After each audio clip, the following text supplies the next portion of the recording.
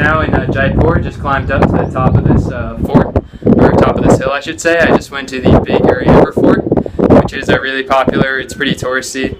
A lot of people taking elephant rides up, but the elephants look pretty sad about that and not too happy, so definitely going to skip that. And yeah, it was really beautiful though. You can see the Amber Fort there. Really nice gardens and greenery around, and just the intricacies inside the fort are really amazing, especially considering how long ago it was built. But yeah, now up here, had quite a long hike up, so still catching my breath a little bit. But yeah, Jaipur's been awesome. Haven't seen that much of the city, but I've had some good food already, and the Amber Fort here, which is like the main attraction, the main tourist attraction, has been really nice, and met some good people at the hostel last night again. And yeah, everything's been great. India, yeah, it's an exciting place. I don't know how to describe it, but you can see the wealth gap definitely here. You see some really nice upper class places, and then you also see some kind of slums, and you see a lot of poverty around, which is puts everything in perspective a little bit, and it's important to see. It's sad, but I guess the country still has a lot of issues to fix. But you can definitely see the growth here. Tons of new construction, and I've talked to some locals, and there's a lot of new investment overall. But anyways, the views up here are really nice. It's a bit overcast, which I'm really happy with because it's pretty cool. Otherwise, I'd be really sweaty right now. But yeah, the views up here are beautiful. And yeah, nobody else really up here, which is nice. So it's really nice to get some peace and quiet actually, besides me talking to my camera right now. But yeah, so we're gonna take some quiet time and just absorb the beautiful scenery. And yeah, everything's great. I'm off to Udaipur tomorrow night. I'm gonna take an overnight bus, so hopefully that won't be too bad. And then Udaipur to Mumbai, Hyderabad. I actually met a guy in the hostel in Delhi from Hyderabad, so I might stay with him. That would be really cool, but otherwise I'll just find a hostel or a hotel. And yeah, everything is great, and I'll catch you guys next time. I hope you're enjoying India with me so far. See you guys.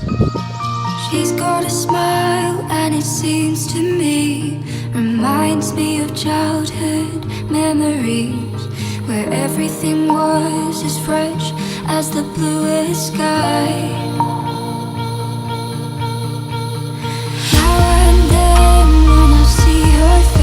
She takes me away to that special place, and if I'd stayed too long, I'd probably break down and cry. Oh, sweet child of mine. Oh, sweet love of mine.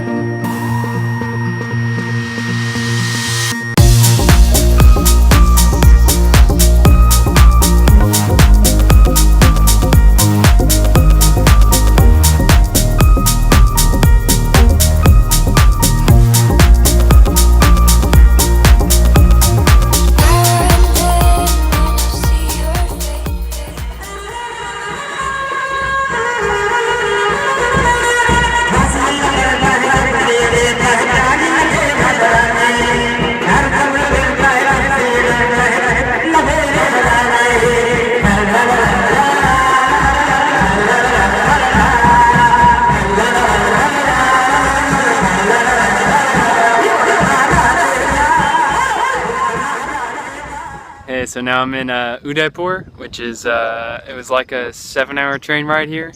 And yeah, it's really beautiful here in Udaipur. You can see, you can kind of see the lake that my hostel is right by. And it's really, really nice here. It's, my mom said it's like the Venice of India. And yeah, I think that's true. There's a lot of lakes, and it's a little quieter than the bigger cities, which is really nice to get away from some of the traffic.